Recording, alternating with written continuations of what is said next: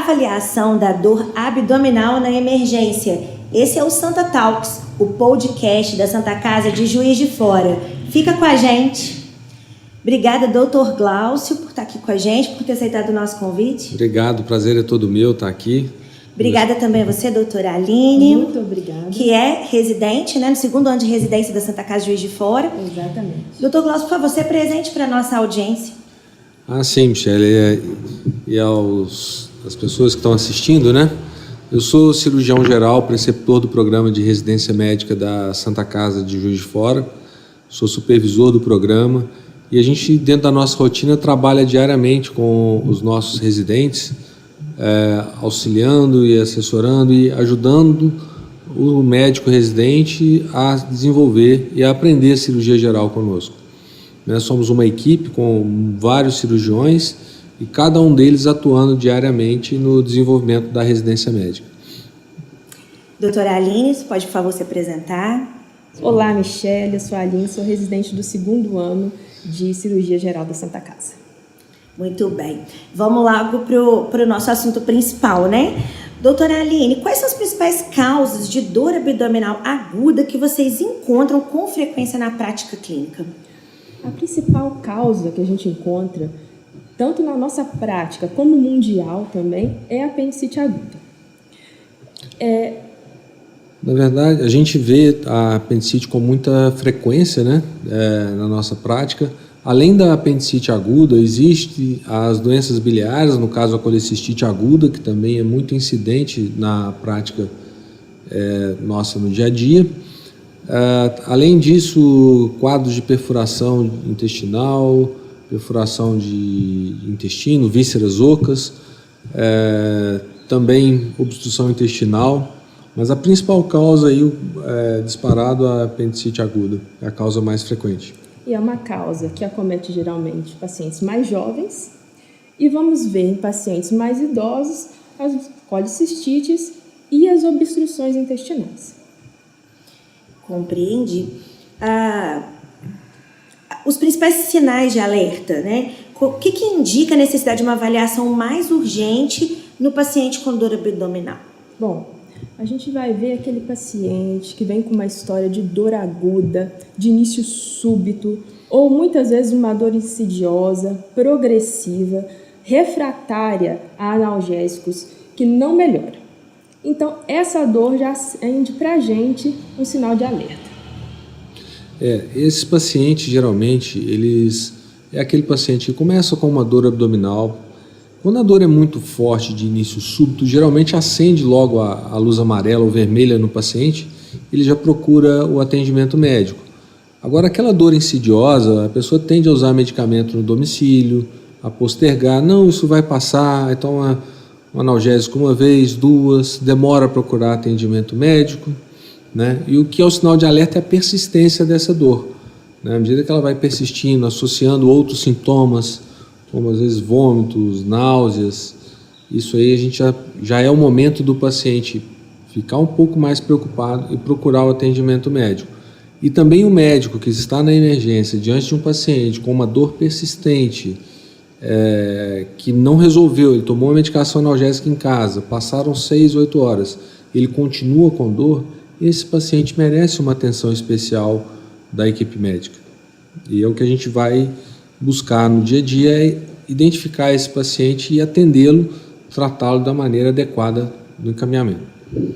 Doutora Aline e doutor Glaucio, como é que vocês diferenciam a dor abdominal de origem cirúrgica daquelas que são causadas por origens não cirúrgicas?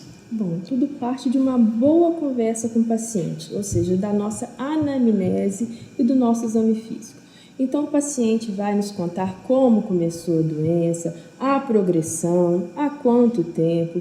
A partir disso, nós vamos examiná-lo e a gente vai poder chegar a uma conclusão diagnóstica ou pelo menos ter uma orientação de uma hipótese diagnóstica pelo que ele nos passou.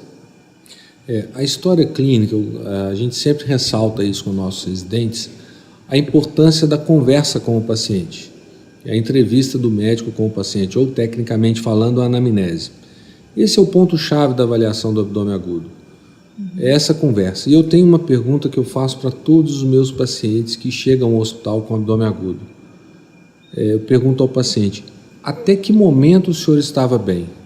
Quando o senhor percebeu, ou a senhora percebeu, que havia alguma coisa errada e que a senhora precisou pensar em tomar alguma medicação ou precisou vir ao hospital?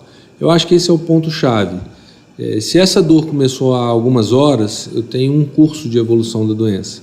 Se ela começou há 12, 20 horas, eu já vou pensando em outras hipóteses.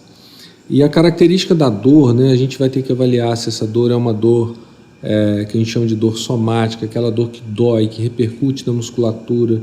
Sim, aí a gente pensa numa dor eminentemente cirúrgica, né? Ou é uma dor mais, a gente chama incólica, aquela dor que vai e volta, a gente já pensa mais em quadros obstrutivos. Então, de acordo com a característica da dor, que é o nosso principal sinal e sintoma no tratamento, na abordagem do abdômen agudo, a gente vai direcionar e saber se é um quadro cirúrgico ou não. Geralmente a dor persistente, refratária a analgésicos, ela analgésicos de baixa potência, né? Dipirona, paracetamol, em geral essa dor é uma dor cirúrgica. Compreendi. Doutora Aline, quais são os exames e os procedimentos que comumente vocês utilizam na avaliação inicial de um paciente com a dor abdominal aguda? Bom, depois da gente tirar a anamnese, a história, o primeiro exame é sempre o exame físico. Então, a gente vai palpar o abdômen daquele paciente, ver se é um abdômen compressível ou se ele tem algum sinal de alarme. Muitas vezes um abdômen com peritonite, é um abdômen em tábua, rígido, o paciente não tolera nem que se coloque a mão nele. Então, por aí, vamos acendendo um sinal de alerta para esse abdômen. Após, temos vários outros tipos de exames que podem nortear. Esses exames que a gente vai escolher vai depender do que a gente achou no exame físico e na conversa com o paciente. Então, eu posso partir para uma radiografia simples que já vai me orientar, ou se eu achar que é uma outra condição, já posso solicitar um ultrassom. Vai depender muito do que eu conversei com o paciente e o que eu examinei. Temos também disponível na Santa Casa exames de imagem como a tomografia, que não é disponível em todos os hospitais, então a gente tem uma gama de recursos alta. Isso é muito bom, né, doutora? Assim, pro trabalho do médico, né? Vocês se sentem mais seguros se tem um aparato que vai dar para vocês mais segurança no diagnóstico, né? Exatamente. A gente percebe que a gente tem uma facilidade muito grande no acesso à propedêutica, aos exames na avaliação, né? Ou seja, mesmo nos finais de semana, a gente consegue, com facilidade, dentro da estrutura hospitalar que nós dispomos, realizar esses exames. Muito interessante isso, dentro do nosso meio de trabalho, né? Lá no hospital. E então a gente lança a mão dos exames, né? E só voltando um pouquinho aqui no que a Aline falou, a gente faz a anamnese e dentro da anamnese a gente traça os caminhos possíveis, né? E é muito bom porque a gente consegue lançar a mão de todos os caminhos, desde uma radiografia simples, né, que durante muitos anos foi o exame inicial no abdômen agudo, até a tomografia computadorizada, que hoje, em algumas doenças, tem sido, em algumas situações, ela tem sido o exame de início da avaliação do abdômen agudo. Casos de abdômen agudo vascular, suspeitas de isquemia mesentérica, até no caso do abdômen agudo vascular, né, e aí já pensando um pouco na cirurgia vascular, alguns casos de aneurisma de aorta rota, você já consegue fazer o diagnóstico diretamente com a tomografia. E isso dá uma agilidade e uma tranquilidade para a equipe cirúrgica, no sentido de fazer o diagnóstico e conduzir cirurgicamente em tempo hábil para os nossos pacientes. Doutor, lembrando aí essa questão que você falou de ter uma possibilidade de fazer exames até aos finais de semana, né? Isso vai impactar diretamente no desfecho do que será, de como será tratado esse paciente, de como que vai progredir? Sim, claro. Nós temos uma preocupação sempre que atendemos um paciente com dor abdominal, se esse quadro é um quadro de instalação aguda, um abdômen agudo, ou se é uma dor crônica, né? Então, os quadros de abdômen agudo, eles exigem uma propedêutica, que são os exames, num curto espaço de tempo, certo? Então, você ter isso disponível, mesmo aos finais de semana, isso ajuda muito. Muitos hospitais já têm isso disponível, porém, a facilidade com que nós encontramos na instituição é muito interessante. Isso nos ajuda e dá uma flexibilidade muito grande de trabalho no atendimento ao paciente com abdômen agudo. E a gente, enquanto paciente, fica mais tranquilo também, Sem né? dúvida. Ok. Doutora Aline, quais são os principais desafios que vocês enfrentam na avaliação inicial do paciente, né? Vocês que estão ali naquele momento emergencial, quais são os desafios para o médico naquela situação? Na verdade, eu acredito que o principal desafio é que ele chegue precocemente a nós. Muitas vezes o paciente fica em casa, sentindo aquela dor abdominal, posterga a ida ao médico e já chega com um quadro evoluído, com uma complicação maior se ele tivesse sido abordado com antecedência. Então, eu acho que o paciente, a gente poder ter essa oportunidade de explicar para ele, de buscar o atendimento médico precoce, é o mais importante para nós. Fazemos uma avaliação inicial rápida. Eu acho que além da avaliação rápida, né, Aline, e aí é o desafio do paciente chegar até nós, uma vez que ele chegue, é a gente conseguir colher uma história dele de maneira acurada, ou seja, precisa, porque é um paciente que às vezes está na vigência de dor, então ele está impaciente, ele tem dificuldade de informar, e colher essa informação às vezes é muito difícil. Tá? E aí você pega às vezes um paciente já em septicemia, agravado pela demora em procurar o hospital, e a gente precisa ter informações bastante precisas para definir o quadro. Ok. Então, para o médico que nos ouve, que nos assiste, como é que ele pode se preparar para essa situação? Sim, bom, para o médico, né, e aí muitos médicos jovens estarão nos ouvindo aí, né? Eu sugiro colher bem a história, insistir na coleta, na conversa com o paciente. E ao conversar com o paciente, deixá-lo falar, porque muitas vezes a intervenção, isso é uma coisa técnica desde das faculdades, né? A gente, no estudo da semiologia, isso é muito colocado, deixar o paciente falar e colher dele informações que vão ser relevantes na conclusão do caso. No segundo momento, ainda nessa fase de entrevista com o paciente, conseguir estabelecer um raciocínio semiológico preciso. Então, estabelecer qual tipo de abdômen agudo nós estamos lidando. Se é um abdômen agudo inflamatório, perfurativo, vascular, hemorrágico ou perfurativo.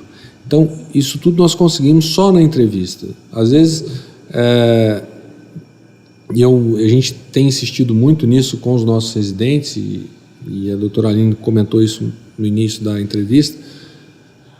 A anamnese ela vai nos guiar e ela vai orientar qual é o nosso passo propedêutico. Eu acho que o grande desafio é conseguir organizar o raciocínio clínico perante um paciente com dor aguda, com a família ao lado, ansiosa, querendo uma resposta. A família quer saber se vai operar, se não vai operar, e você precisa ter uma certa, eu não vou dizer frieza, mas uma certa temperança, né? Uma paciência para poder, diante de toda aquela pressão ali, fazer um raciocínio clínico adequado e ser judicioso na avaliação do paciente. Ok. Aí, para vocês dois, podem um complementar o outro, fiquem à vontade. Quais são as principais medidas não cirúrgicas adotadas para tratar esse paciente com dor abdominal aguda? Apesar de vocês serem da cirurgia, né? Uhum. Então, o foco ser cirurgia, mas existem essas possibilidades de ser não cirúrgico, e aí como é que se toma essa decisão? Bom, o primeiro passo de todos é tratar o sintoma do paciente. Isso sempre com parcimônia. Mas se ele está com dor, analgesia, melhorar a dor, muitas vezes está associado a náuseas, vômitos. Vamos melhorar esses sintomas O paciente às vezes não comeu, está desidratado, então a gente vai hidratar o paciente, permitir que ele fique compensado hemodinamicamente e a partir daí a gente pode até fazer uma segunda avaliação desse paciente. Vai depender também do que é a nossa hipótese diagnóstica. Tem vários outros tipos de tratamento. Por exemplo, um paciente que chega com abdômen agudo obstrutivo. É um paciente que vai chegar distendido, o abdômen vai estar inchado. É um paciente que não vai estar tolerando dieta, vai estar vomitando. Então, a gente vai primeiro colocar ele em dieta zero, hidratar esse paciente, se precisar, sonda. E dessa forma, a gente consegue até um tratamento conservador. Muitas vezes, nesse caso, o paciente não precisa nem ser operado. Alguma complementação, doutor? Não, sim, a Aline falou muito bem, né? Sim, a gente... Embora sejamos todos cirurgiões, né, a gente é médico antes de tudo, então tem que se preocupar com o cuidado com o paciente, né? Então ele está com sintoma, ele está desidratado, está horas sem comer, vomitando, está eventualmente com uma diarreia associada, então a gente precisa cuidar de todos esses sintomas. E aí entram a analgesia, a medicação para dor, de maneira que você não atrapalhe a sua avaliação, né, que você não mascare a dor nas próximas horas, impedir o vômito para que dê conforto ao paciente, seja passando uma sonda ou usando medicações antieméticas, e a hidratação, que é fundamental. Isso às vezes, eu vejo muitos pacientes às vezes ficam ansiosos no hospital, esperando por uma cirurgia. Que horas que vai ser? Muitas vezes nós estamos ali ganhando um tempo para trazer aquela pessoa que chegou no hospital já muito debilitada para uma condição cirúrgica ideal, que se eu pegasse e levasse imediatamente para a cirurgia, talvez essa condição pudesse interferir no resultado. Então, a gente nunca está perdendo tempo quando está esperando, às vezes, o desfecho do quadro, não. Eu acho essa informação muito relevante, né, para o médico que está entrando agora, que está começando agora. Ele às vezes pode ficar um pouco aflito, né, se ele já tem que levar logo para o centro cirúrgico. E é interessante, Michele, você tocar nesse assunto. Existe um conceito de avaliação clínica que eu aprendi isso lá na faculdade com alguns clínicos relevantes aqui da Faculdade de Medicina, o conceito de demora permitida. A demora permitida é quando o médico usa o tempo para melhorar a avaliação ou melhorar a condição clínica do seu paciente. Então, se não há risco iminente à integridade da pessoa, a gente pode sim lançar a mão dessa demora para ganhar tempo para hidratar, para deixar o antibiótico fazer efeito, seja para fazer um novo exame e aí constatar de maneira inequívoca a necessidade de uma cirurgia. Então, ser um pouquinho paciente e ponderado na decisão cirúrgica, eu acho que é algo fundamental. E, a meu ver, eu falo isso muito com os nossos residentes, o cirurgião precisa ter bastante senso crítico e, digamos assim, ter um bom julgamento, sabe, para poder indicar uma cirurgia. E isso a gente trabalha muito nessas orientações sobre quando operar, como operar. Isso, paciência é muito importante em todas as profissões, né? Todas elas. Principalmente as que envolvem vida, né? Sim.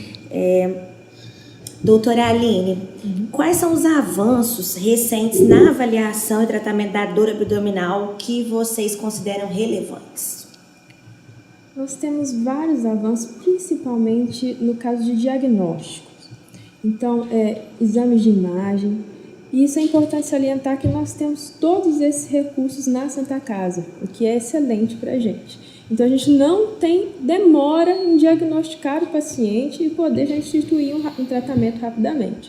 Então, podemos utilizar, tanto, por exemplo, como ultrassom à beira-leito, um paciente que está acamado ou que está no CTI. Então, se ele precisa tanto fazer um procedimento ou um diagnóstico rápido, pode-se levar o ultrassom até o paciente e utilizar dessa ferramenta para um diagnóstico à beira-leito, sem locomoção, porque muitas vezes locomover o paciente grave é perigoso, porque pode desestabilizar esse paciente, a locomoção. Então, a gente tem várias ferramentas disponíveis para isso. Muito bom. A gente está caminhando para o final desse episódio. Eu queria saber, Dr. Glaucio, se se você quer destacar algum ponto, alguma informação que a gente não tenha falado sobre ela ainda. O nosso público aqui é basicamente médicos jovens, né? O que eu não tenho nada a acrescentar, mas eu tenho algo a destacar. Essa é a importância da anamnese na avaliação do abdômen agudo. Nós temos disponível no arsenal médico, de uma maneira geral, ultrassonografia, radiografia, tomografia computadorizada, ressonância magnética, arteriografia, tudo isso está no arsenal da avaliação do abdômen agudo. Mas está disponível na Santa Casa de Juiz de Fora. Está disponível na Santa Casa. Mas nada disso vai se tornar útil se você não fizer colher uma boa história da doença. Como que o quadro começou, quais fatores interferiram na evolução no curso daquela doença. Isso tudo é o pontapé inicial. E se o pontapé inicial é bem feito, daí para frente fica mais fácil. Muito bom. Obrigada, doutor, por ter aceito o nosso convite, por ter estado aqui com a gente. Doutora Aline, algum destaque ou alguma ponderação? Obrigada. Só agradeço. Obrigada a vocês também. Esse é o Santa Talks, o podcast da Santa Casa de Juiz de Fora. Se você que está com a gente gostou desse conteúdo, aproveita para curtir, para se inscrever no nosso canal. Não esquece de ativar a sua notificação para não perder os próximos episódios e até mais.